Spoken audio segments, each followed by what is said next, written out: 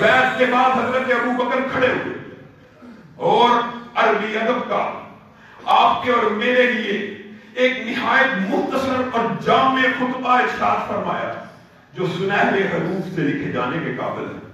میں ابو بکر تم میں سے ہوں، تمہارے جیسا ہوں، تم سے افضل نہیں ہوں۔ اگر میں رسول اللہ کی اطاعت کروں تو میری اطاعت کرنا، اگر رسول اللہ کی نافرمانی کروں مجھے پکڑ کے سیدھا کر دینا۔ لوگوں، کوئی حکمران ایسا ہو سکتا ہے جو لوگوں کو دعوت دے مجھے پکڑ کے سیدھا کر دینا؟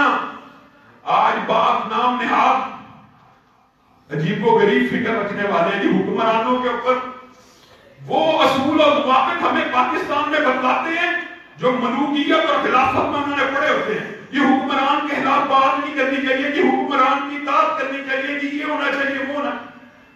حضرت ابو بکر کہہ رہے ہیں اگر میں رسول اللہ کی اطاعت کروں میری اطاعت کرنا، اگر نافرمانی کروں نہ میری اطاعت کرنا، نہ صرف اسی پہ بس کرنا، مجھے پکڑ کے سیدھا کر دینا۔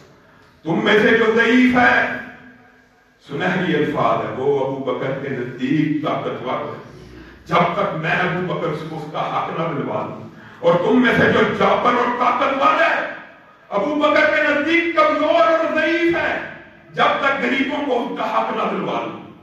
حضرت ابو بکر نے یہ جامع خطبہ دیا، بیعت عام ہوئی۔ اب مسئلہ کیا تھا؟ نبی کریم صلی اللہ علیہ وسلم دنیا سے جا چکے اور نبی کریم صلی اللہ علیہ وسلم نے اپنی زندگی میں خواب دیکھا تھا، جس خواب کی تعبیر یہ تھی کہ ابو بکر کو خلافت چند عرصے کے لیے ملے گی، تھوڑے عرصے کے لیے ملے گی۔ نبی کریم نے فرمایا میں ایک کنویں میں سے ایک کنویں کو دیکھتا ہوں، اس میں سے ابو بکر 2 ڈول نکالتا ہے، پھر عمر آتے ہیں وہ ڈول پہ ڈول نکالتی جاتے ہیں، نکالتی جاتے ہیں، نکالتی جاتے ہیں۔ اس خواب کے اندر اشارہ تھا حضرت ابو بکر کی خلافت کے مختصر ہونے کا۔ خلافت چاہے مختصر تھی لیکن اصول ایسے رہنما ہیں کہ جن کی وجہ سے مسلمان 1200-1300 برس نہایت پستی اور زوال کے باوجود دنیا پہ حاکم رہے۔ پہلا عظیم اصول، حضرت ابو بکر جب خلیفہ بن جاتے ہیں امور سلطنت کو سنبھالتے ہیں۔ حضرت اسامہ جو نبی کریم صلی اللہ علیہ وسلم کی بیماری کی وجہ سے مدینہ سے کچھ باہر پڑاؤ ڈالے ہیں، نبی کریم نے روانہ کر دی ہے جاؤ اپنے باپ کی مقتل گاہ کی طرف بدلہ لے کے آؤ، روم کو اپنے پاؤں کے نیچے رون دو۔ 2 ہی سپر پاور سی، ایک روم اور ایران۔ جیسے باپ کو امیر مقرر کیا ویسے بیٹے کو امیر مقرر کیا۔ بیٹے کم عمر تھے، بہت جوان تھے، بعض روایات کہتے 17 برس کے، بعد میں 19 برس کے، مختلف اقوال، ینگ تھے، نوجوان تھے۔ مدینہ سے باہر پڑاؤ ڈالا ہوا، نبی کریم کی وفات کی خبر آئی۔ عمر اور صحابہ نے حضرت ابو بکر کو کہا اس لشکر کو اب نہ بھیجنا، اس لشکر کو روم نہ بھیجنا۔ کیوں؟ روم کیوں نہ بھیجوں؟ فتنہ کھڑا ہو جائے گا۔ آج نبی کریم دنیا میں نہیں ہے، مدینہ کمزور ہو چکا ہے، دار خلافہ مضبوط نہیں، کوئی لشکر ہونا چاہیے جو مدینہ کی حفاظت کرے۔ مجھے ابو بکر کو یہ بات کہتے ہو، پتہ ہے اسامہ کو کس نے روانہ کیا تھا؟ پتہ ہے کس نے روانہ کیا تھا؟ نبی کریم صلی اللہ علیہ وسلم نے روانہ کیا تھا۔ میں ابو بکر نبی کریم کا حکم منسوخ کر دوں؟ میری یہ جرأت، میری یہ اوقات، اللہ کی قسم ابو بکر کی لاش کو اگر مدینہ کے اندر درندے کھا جائیں، کتنا عظیم فلسفہ، کتنا عظیم قول۔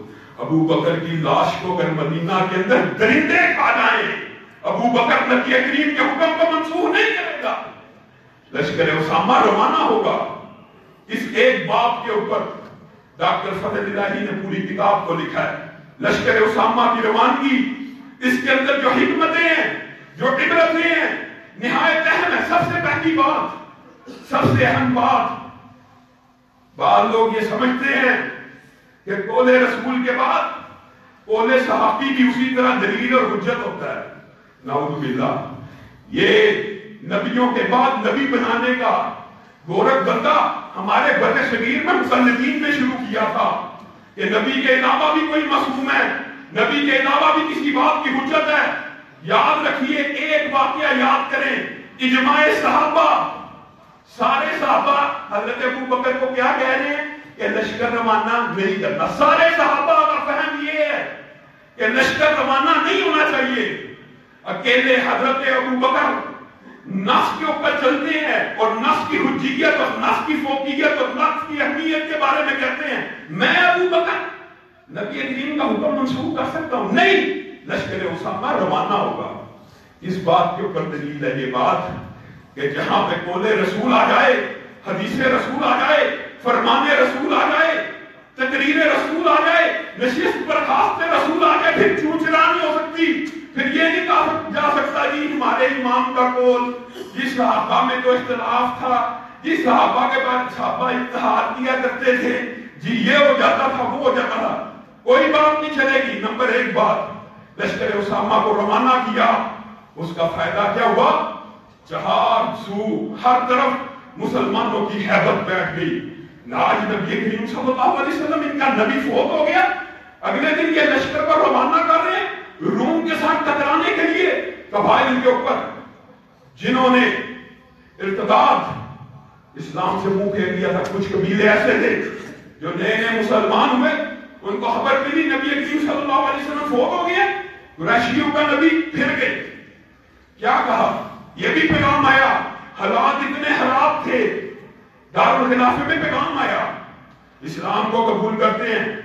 کس شرط پہ قبول کرتے ہو؟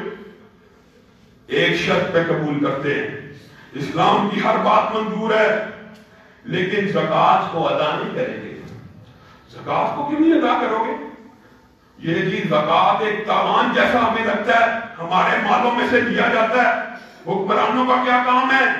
مال میں سے 2.5% زکوٰۃ لیں، ہم زکوٰۃ کو ادا نہیں کریں گے. دوسرا اہم فتویٰ، پہلی بات جو وفات کے اوپر نبی کریم صلی اللہ علیہ وسلم نے کی تھی، من کان منکم یعبد محمدا فإن محمدا قد مات. جو کوئی تم میں سے محمد صلی اللہ علیہ وسلم کی عبادت کرتا ہے وہ فوت ہو چکے ہیں. پہلا فتویٰ یہ دیا. دوسرا فتویٰ کیا دیا؟ کہا لشکر کی تیاری کرو.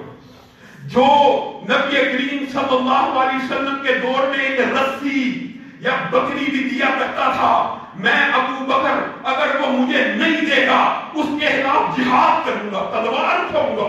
صحابہ دھنگ رہ گئے، صحابہ حیرت زدہ رہ گئے. ابو بکر نے یہ کیسا فتویٰ جاری کیا؟ حضرت عمر کھڑے ہوئے، کہا ابو بکر اتنی سخت باتیں کرتے ہو؟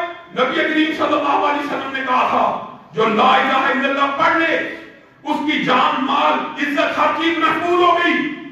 اچھا عمر، لا الہ الا اللہ کا مطلب یہ ہے کہ صرف زبان سے اقرار کر لیا؟ اللہ کی قسم جو بندہ لا الہ الا اللہ پڑھنے کے بعد نماز اور زکات میں فرق کرے گا، ابو بکر کی نظر میں وہ بندہ کافر ہے اور اس کے خلاف جہاد ہو.